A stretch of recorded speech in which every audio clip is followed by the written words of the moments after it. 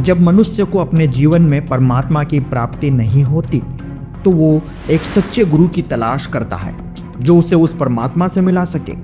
ऐसी ही कहानी है विजय दास की, जो दिल्ली नागलोई के रहने वाले हैं। इन्होंने अपने जीवन में अनेक धर्म गुरुओं के द्वार खटखटाए और कई भक्ति मार्ग अपनाए, लेकिन फिर भी इन्हें अपने जीवन में कोई संतुष्टि नहीं मिली।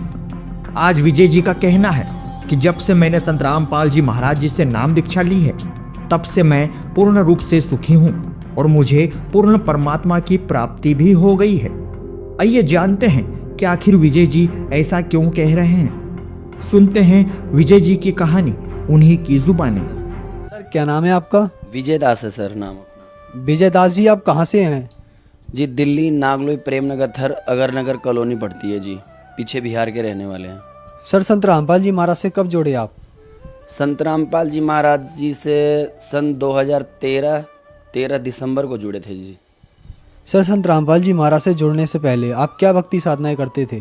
भक्ति में वही साधना जो सारे समाज संस्कृति जो पीछे से चली आ रही है, उल्टी रीति, उसी में हम लोग भी लिप्त थे। शंकर भगवान की 7 साल हरिद्वार में नीलकंठ पे जाके जल चढ़ाए। फिर उसके बाद हर महीने 3 साल तक वृंदावन में जाकर के बिहारी जी के दर्शन करने के लिए लालसा थी, तो वो भी किए। हर महीने गिरिराज जी की परिक्रमा करी। और इसके अलावा नवरात्रे का जो रामनवमी का टाइम होता है, उसमें हमने नवरात्रे में देवी जी की मूर्ति रख करके 5 साल तक हमने एक हमारे हैं अंकल जी वहीं गली के नुक्कड़ पे हमने रख करके मूर्ति और जागरण और भंडारे करवाए। और इसके अलावा हमने बहुत सारी साधनाएं करी। मंगलवार के व्रत किए, 16 सोमवार का 16 व्रत किए। और इसके अलावा हनुमान जी का मंदिर है, उसमें बैठ कर के 5 साल तक हमने सभी 18 पुराणों में श्रेष्ठ जो गिनती में आते हैं, श्री शिव पुराण, विधवेश्वर संहिता, श्री विष्णु पुराण, श्रीमद् देवी भागवत देवी महापुराण और गीता जी का, ये सब लगा करके हमने सारे पाठ किए। और लालसा ये थी कि परमात्मा प्राप्ति के लिए कि परमात्मा मिले, भगवान मिले। पर भगवान को इतना ढूंढा, इतना पूजा पाठ करने के बावजूद आज ये पता नहीं चला कि परमात्मा है कौन।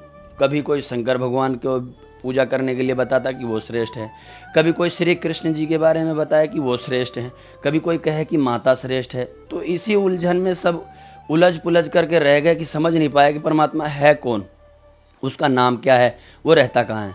इसके अलावा जब हमने पाठ करी 5 साल मंदिर में बैठ कर, तो मंदिर में पंडित जी से पूछते पूछते रोना आ गया कि मुझे मेरे श्री कृष्ण जी के बारे में बताओ। तो उन्होंने बोला, लाला जब टाइम आएगा तो परमात्मा तुझे अपने आप शरण में ले लेगा। तो इसी दौरान हमने किसी के मुंह से सुना संत रामपाल जी महाराज ये शास्त्रों अनुकूल साधना बता रहे हैं। तो हमने कहा शास्त्र अनुकूल साधना बता रहे हैं, तो शास्त्रों को तो हमने सब पढ़ा है, देखा है, गहन भी किया है, लेकिन आज तक शास्त्र समझ में नहीं आया। तो समझ में जब उन्होंने ये बात कहा कि समझ में ऐसे नहीं आएगा जब तक आप शास्त्रों का अध्ययन कितना भी कर लो, कि गुरु के बिना शास्त्रों का ज्ञान नहीं हो सकता। तो सन 2013 में 13 दिसंबर को हम गए, उससे 1 महीना पहले हम गए। उन्होंने कहा नाम ले लो। हमने कहा नाम हम ऐसे नहीं लेंगे, क्योंकि हम सभी गुरुओं के बारे में जानकारी कम से कम 2005 से लेकर के 2013 तक हमने सभी गुरुओं की जानकारी, गुरु के ज्ञान, भक्ति विधि जानने की चेष्टा रखी। फिर हमें अच्छा नहीं लगा कोई गुरु, समझ में नहीं आया कि ये ज्ञान बता कैसे रहे हैं। ज्ञान का कोई ना ओर है, ना कोई छोर है, ना कोई एक के ऊपर कोई टिकता है, कोई तरीका ही नहीं है। फिर जब उन्होंने हमें ये बताया तो हम 13 दिसंबर 2013 से पहले 1 महीने पहले हम उनके साथ में गए थे। और 1 महीने पहले जो तो वहाँ पर सत्संग देखा तो हमारा बड़ा एकदम अजीब सा लगा। भगत जी बंदी छोड़ सतगुरु रामपाल जी महाराज सत्संग सुना रहे थे, लेकिन बहुत ज़्यादा अट्रैक्शन, बहुत ज़्यादा भगवान का सारे कथा, सभी देवी देवताओं के पूरा डिटेल से, एक एक कड़ी, एक एक प्रश्नों का एक एक उत्तर एक एक तरीके से ऐसे बता रहे थे जैसे कोई आज तक किसी ने बताया ही नहीं। उन्होंने कहा नाम ले लो। हमने कहा नाम मैं ऐसे नहीं लूँगा, जब तक पूरी तरह से ज्ञान को समझ में नहीं आएगा मैं नाम नहीं लूँगा। तो वहाँ पहुँचे और पहुँचने के बाद जब हमें शाम का सत्संग सुने और सुबह का सत्संग सुने, फिर उसके बाद मुझे ऐसा लगा कि पता नहीं एकदम अजीब सी फीलिंग आने लग गई कि भगवान का ज्ञान शास्त्र अनुकूल साधना बता रहे हैं तो वो परमात्मा संत रामपाल जी महाराज बता रहे कि कबीर इज गॉड, और सब में दर्शा भी रहे हैं चारों वेदों में एक एक करके, एक एक अध्याय, एक एक श्लोक, एक एक मंत्र। फिर उसके बाद श्री शिव पुराण, श्री विष्णु पुराण, देवी महापुराण में सारे कड़ी बाई कड़ी बता करके उन्होंने ये सिद्ध किया कि कबीर इज गॉड। आकर के रुकता है कहाँ? तो कबीर इज गॉड। तो नामदान केंद्र पे जाकर के संत रामपाल जी महाराज जी द्वारा नाम दीक्षा प्राप्त हुई एलईडी के द्वारा। सर, हमने सुना है कि जो भी श्रद्धालु संत रामपाल जी महाराज से नाम दीक्षा लेते हैं उनको बहुत सारे लाभ प्राप्त होते हैं, तो क्या आपको भी कुछ लाभ प्राप्त हुए संत रामपाल जी महाराज से नाम दीक्षा लेने के बाद? संत रामपाल जी महाराज जी से लाभ प्राप्त करने की आप बात कहें तो अनेकों, मैं गिनती करवाऊं तो उसका मतलब बता नहीं सकता हूं। मैं आपको डिटेल से बताऊं तो आज पूरा दिन लग जाएगा, रात लग जाएगा, लेकिन नहीं बता पाऊँ। लेकिन इसमें मैं कुछ कुछ ऐसी बातें बता दूं आपको कि सामने जो सुन रहे हो हमारे मतलब ये जगत सारा संसार सुन रहा हो तो वो ये ऐसा लगे कि उनको हमारे जितने कष्टों थे उस कष्टों का निवारण संत रामपाल जी महाराज जी के शरण में आकर के हुआ। जैसे कि पहले मुझे पेट का ऐसा परेशानी था, ऐसा दिक्कत था कि मैं 1 से 2 रोटी नहीं खा सकता था, जिसे खाने के बाद मुझे एकदम बदहजमी हो जाती थी, जाम हो जाता था। और ट्रीटमेंट मैंने प्राइवेट और सरकारी हॉस्पिटल से सब जगह से दवाई सिर्फ ले करके, और मैं थक लिया, हार लिया, ठीक नहीं हुआ। संत रामपाल जी महाराज जी से जब नाम लिया तो 2 महीने, 3 महीने, 4 महीने ऐसे होते होते मेरा बिल्कुल एकदम ठीक हो गया। उसके बाद मेरे पिताजी की बात थी कि मैं पिताजी को बोला कि नाम ले लो, मेरे को ऐसे ऐसे परेशानी थी, वो सब ठीक हो गई। मेरे पिताजी को टीबी हो गया था और करीब 10 साल से वो घर में ही बैठे हुए थे। उनका मतलब दिमाग और शरीर काम नहीं करता था, बहुत दुबले पतले हो गए थे। तो जाकर उन्होंने नाम लिया, और नाम आज लेने के बाद संत रामपाल जी महाराज जी से मेरे पिताजी बिल्कुल स्वस्थ हैं और बिल्कुल फुर्ती में हैं, और आज वो काम भी कर रहे हैं जो 10-12 साल से बैठे हुए थे।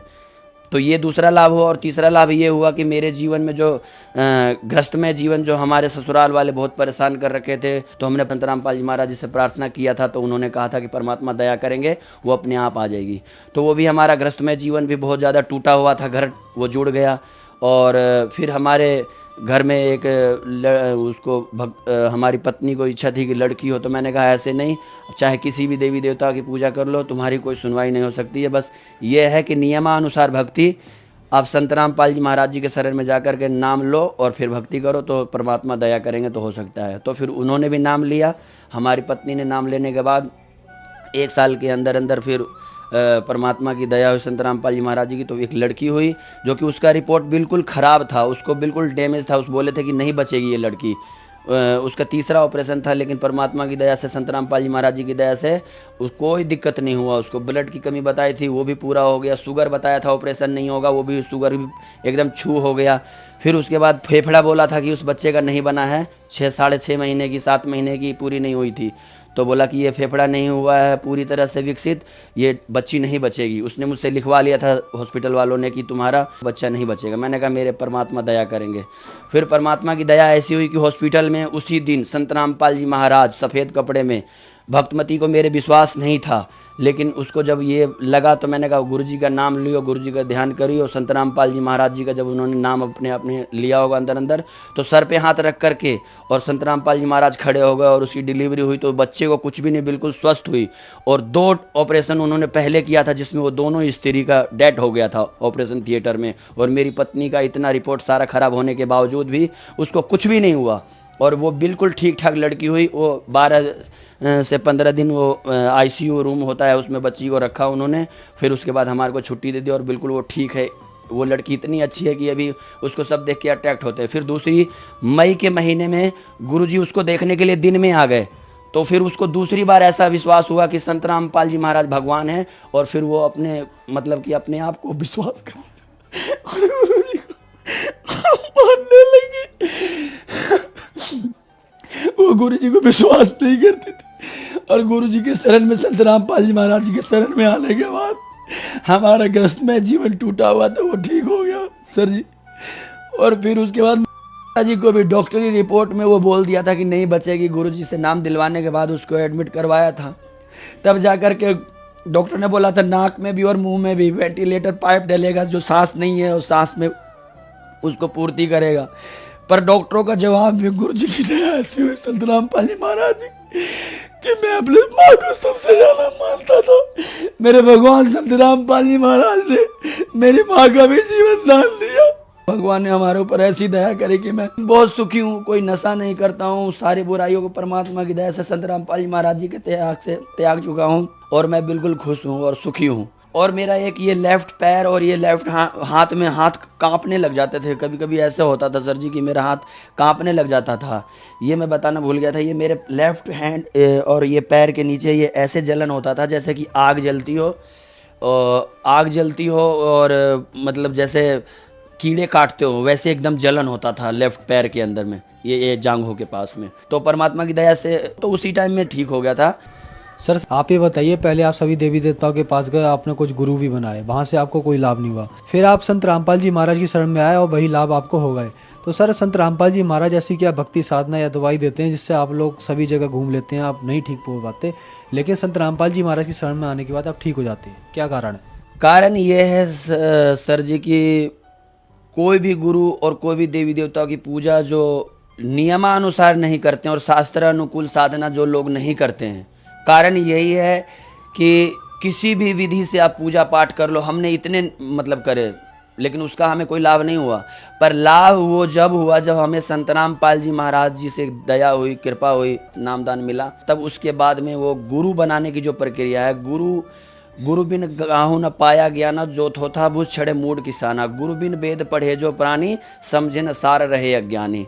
तो गुरु के बिना हमारा कल्याण नहीं हो सकता। प्रथम रामकृष्ण से कौन बड़ा, तीनों ने गुरु कीन और तीन लोक के वेधनी, गुरु आगे अधीन। तो राम जी और कृष्ण जी ने और कबीर परमात्मा भी आकर के गुरु बनाया, और गुरु के बिना हमारा आत्म कल्याण और हमारा इस जीवन का जो भी दुख है उसे दूर होना मतलब ये संभव नहीं है। गुरु और भी हैं लेकिन वो शास्त्र अनुकूल साधना नहीं बताते। किसी भी गुरु के बारे में हमने 2005 से लेकर के 2013 तक हमने सभी गुरु के बारे में जानकारी करी। पेश उर्दू चैनल पे डॉक्टर जाकिर नायक का भी हमने प्रोग्राम देखा, और सुधांशु जी महाराज जी के अलावा आशुतोष जी के महाराज, आसाराम जी, निरंकारी, राधा स्वामी, डेरा सच्चा सौदा वाले, गुरमित राम रहीमी, इन सब के बारे में जाना। लेकिन एक ठोस एक मतलब कि वो जिस भगवान को हमें चाहिए, जो भगवान एक है, वो एक के बारे में कोई भी नहीं बताया आज तक किसी ने, और ना ही कोई सिद्ध करके दिखा पाया शास्त्रों में कि एक परमात्मा वो है कबीर परमात्मा, और कबीर इज गॉड। और उनकी भक्ति विधि ये है, वो विधि किसी के पास है ही नहीं।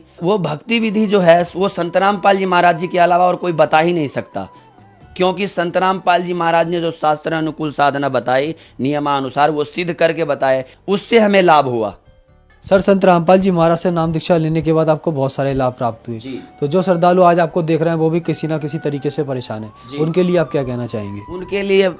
उनके लिए यही प्रार्थना है, उनसे विनती है दास का कि वो अपने टीवी चैनल के माध्यम से उस पे पीले पट्टी पे नंबर आता है, उस नंबर पे फ़ोन करके नज़दीकी नामदान केंद्र पे जाए और इस ज्ञान को पहले समझे। शास्त्रों का ज्ञान जो संत रामपाल जी महाराज बता रहे हैं, और वो विधिवत एक एक कड़ी, एक एक सिलेबस को दिखा कर एक एक पॉइंटों पे बात कर रहे हैं। तो हम ये कहना चाहते हैं कि आप सब शिक्षित हैं, समाज जितने भी हैं पढ़े लिखे भगवान ने बनाए हैं, आप संत रामपाल जी महाराज जी का ज्ञान पहले समझे और चेक करें एक एक पॉइंटों पे, और उसके बाद आप यहाँ संत रामपाल जी महाराज जी के पास आए और नाम दीक्षा प्राप्त करें और अपना कल्याण करवाएं। दुख भूत प्रेत बाधा विघ्न जितने भी प्रकार के दुख होते हैं इस धरती पे तीनों लोकों में, वो संत रामपाल जी महाराज जी के शरण में आकर के अपना वो दूर कर सकते हैं, दुखों का नाश करवा सकते हैं और कल्याण करवा सकते हैं। धन्यवाद सर। सत साहिब, सत्य घटना, सत्य की तह